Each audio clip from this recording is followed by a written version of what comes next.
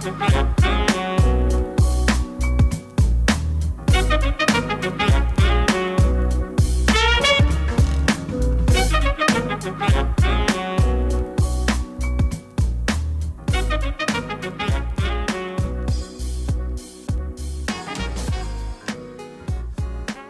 right now, what do you have? Like, what are you testing right now? This demo.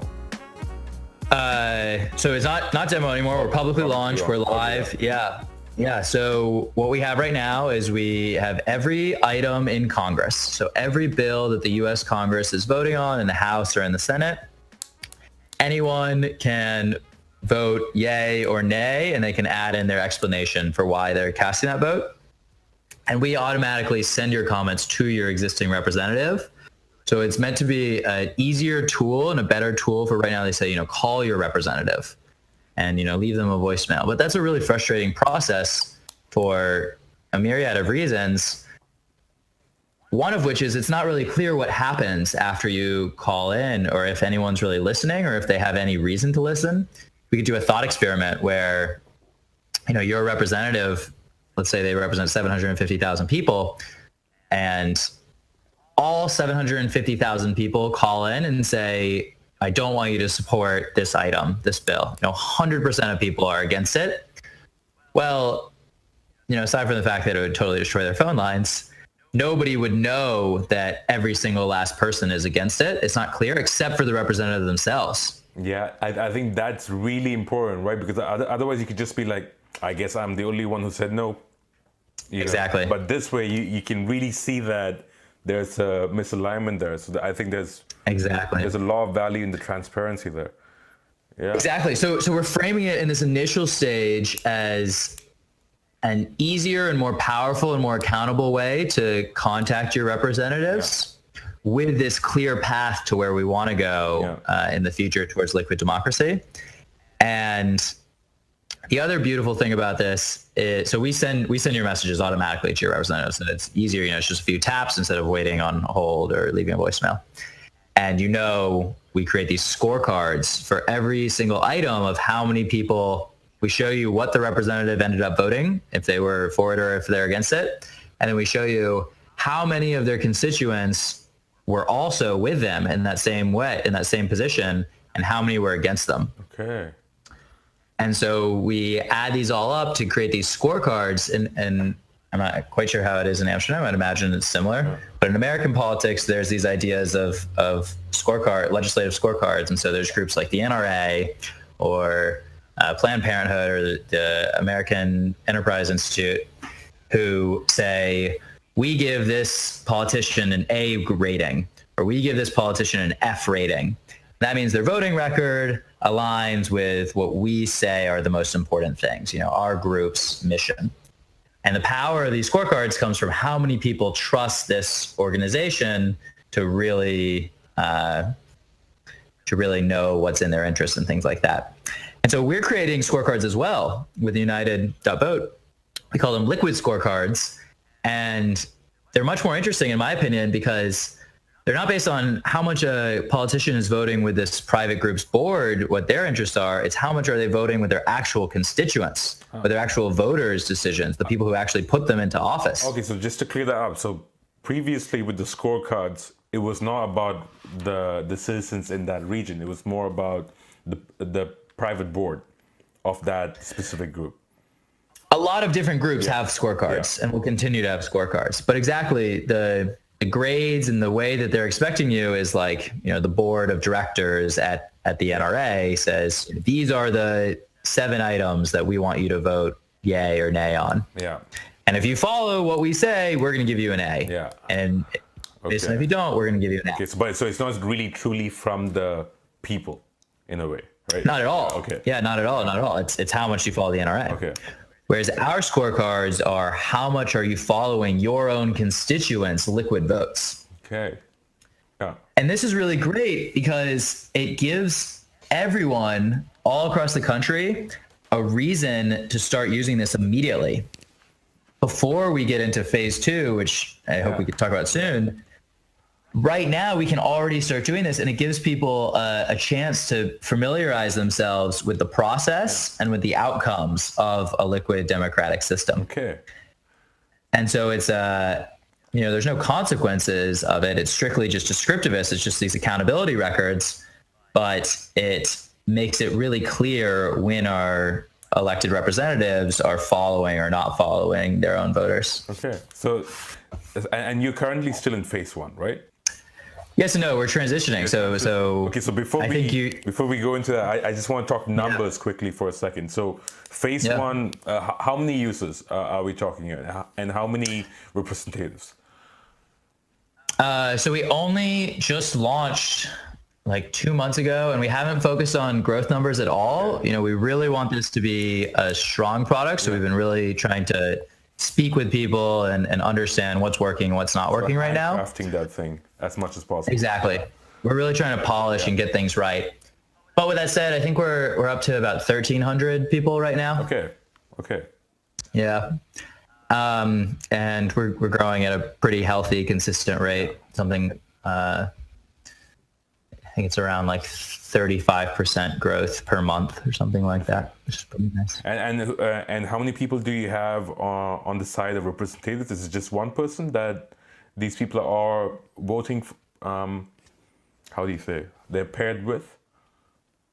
I'm not sure if I understand exactly. You can pick anyone to represent you as a delegate. Of course, but then on the state level, because you said you're saying candidates. So phase 2 now, let's talk about. So phase 1 are these liquid scorecards, these transparent accountability scores that anyone can use. Sorry, I misunderstood you. So phase 1's just liquid scorecards. Yeah. Phase 2, this is the plan to actually make liquid democracy a reality. The hard way to do it would be to try to get a constitutional amendment passed, to try to change the law top down, pass this new law. That's not going to happen anytime soon, of course, for a million reasons. Instead, we're starting immediately with these scorecards. And then phase 2, to really put this into action, is what we call liquid candidates, or liquid democracy candidates. And these are people who say, this system is really promising. And, thinking about it from a theoretical level, it has all these great potential advantages and money and inclusion and the polarization and all these other things. And I want to help champion it. And so I will run for office as a candidate in the existing electoral system with a special pledge. I pledge that my one and only policy is, if elected, I will cast every single last vote in the legislature according to my local liquid democracy. Mm-hmm. Okay. Anyone in my district, any one of my neighbors can start using this, and whatever the liquid democracy's majority outcome comes out to, I will cast my vote along with that. I as a liquid candidate, I'm one of these candidates in San Francisco, and I'm still going to be voting on policy in the liquid platform as well, according to my own opinions. But even if something goes against my opinion, I'll go with what my neighbors want. Okay. And so it means that we can kind of graft this new liquid democracy model onto our old electoral model, one seat at a time. Okay. Without needing to change any laws at all. Okay. Putting the decision directly in the hands of voters rather than waiting on the existing powers that be to make this change. And it's the point is that this is something that will continue to happen over time. If we win any seats this time around, it will be absolutely fantastic and we'll be ahead of schedule. But even if we don't, we're introducing many more people to these ideas and giving people, they're learning about these ideas, like here we are on this call, and people can start using this immediately through the scorecards. And they go hand in hand, because the scorecards give people, even where there isn't a candidate elected, a way to familiarize themselves with this and start to adopt this, and also encourage more candidates to run. As those numbers get higher and higher, and we see, this politician is great 90% of the time, but here are the issues where they're actually going completely against the will of their voters, for whatever reason, because, maybe they have this donor, they have this personal interest or whatever it is. They're really not following on this issue, that issue, and the other issue. well, now we have, not only do we all see it now through the scorecards, but we also have this alternative to kind of, instead of candidate A or candidate B, now we have candidate Z, this totally new option to make it a reality. And so we're moving in this direction towards liquid democracy. And both of these ideas support each other to get us there. That's just awesome. I just want to backtrack for one thing. So you're running as a candidate yourself. You kind of just drop that in there during the whole explanation. So can we just go into that a bit more? Like, of course. So what was the thinking there? Yeah. Yeah, I really didn't want to. I'll be honest with you. It wasn't my first choice. There's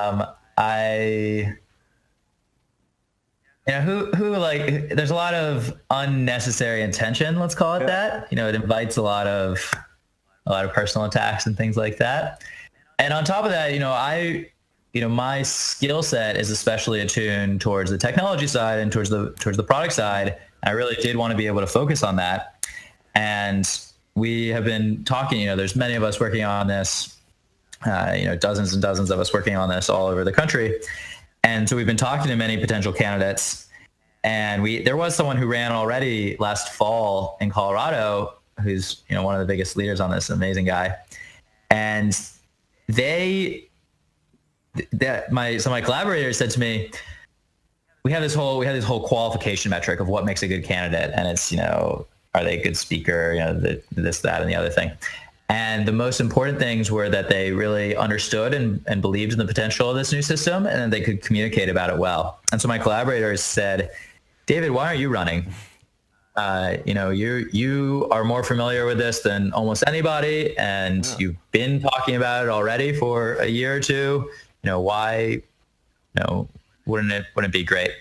And so it came together rather quickly, but yes, I am now on the ballot. I have all my signatures to qualify. I paid all my filing fees, and I'm running for the California state legislature on these ideas. Yeah. And I mean, for me, it's almost, it's a beautiful strategy. I think it's, you're just a figurehead, right? Like, you are just there to collect the will of the people, in essence. Right? Exactly. Like, and so you almost remain, I think that will become the tricky bit, that you have to remain almost agnostic in a way for it to really work out, to show the true utility of it. You have to remain completely agnostic to what the outcome is from the people you're representing, right? Yeah. Well, there is still absolutely a role for the liquid candidate to play, if nothing else, than to communicate what's happening in the legislature to the general public at large. Yeah. They're in the room, and so they have so much more access to all this. Okay. And our current formulation is that the liquid candidate absolutely should be voting on the liquid platform, and we haven't quite finalized this yet, but we think they'll be like your first recommended delegate when you first sign up. Yeah. And so they will probably have some outsized influence on a lot of issues. Okay. And but yeah, the idea is that if you take this pledge, then on every single issue, even if it goes against what you personally would have gone, you represent the will of the people. Okay. So you talked phase 1, phase 2. Is phase 3 already set in stone, or is that still something that's... No, I can talk about that. So the downside to the liquid candidates, like with the fatal flaw of any electoral model, is that sometimes politicians or candidates promise one thing and don't necessarily keep it. Yeah. And so as over time, as people familiarize themselves with this, and in general, we've found that people really like this model, except it takes a long time to explain and understand. That's by far the biggest weakness. But given people with an open mind and a curious mind, an interested mind, and willing to take the time to learn about it, the vast majority of people are really excited about the possibility. And so all signs seem to point that we'll continue to grow and grow and grow. And over time, as we, we'll get one liquid candidate into office, and then we'll get 2 liquid candidates into office, and then we'll get 10 liquid candidates into office. And pretty soon we'll have 50% of the legislature could be liquid candidates. And then after that, we'll have 50% plus 1. And at that point, the question becomes, is it really helpful to have these figureheads, these liquid candidates as vessels, if we already have a majority of the legislature anyway, and now we can actually change the laws much more easily? Maybe it makes sense to actually make the liquid democracy legally binding and not need the single point of failure in the candidates. Yeah. And so that's a ways away. Because right now, almost phase 2 is still like based on social pressure and the fact that it's really transparent. So if you don't go according to what your people vote for, it's kind of public shaming in a sense, and then everyone sees that you have kind of erred in your ways. So but then now you're talking about making it even legally binding in the Okay. But before we can do that, we have to have. There's so many questions to be answered, and there are so many pieces of it that need to be absolutely perfect and need to be really secure on all different aspects. And so I think it's healthy to frame that as an eventual destination with the understanding that we're a long ways away, and we'll get closer and closer to that over time.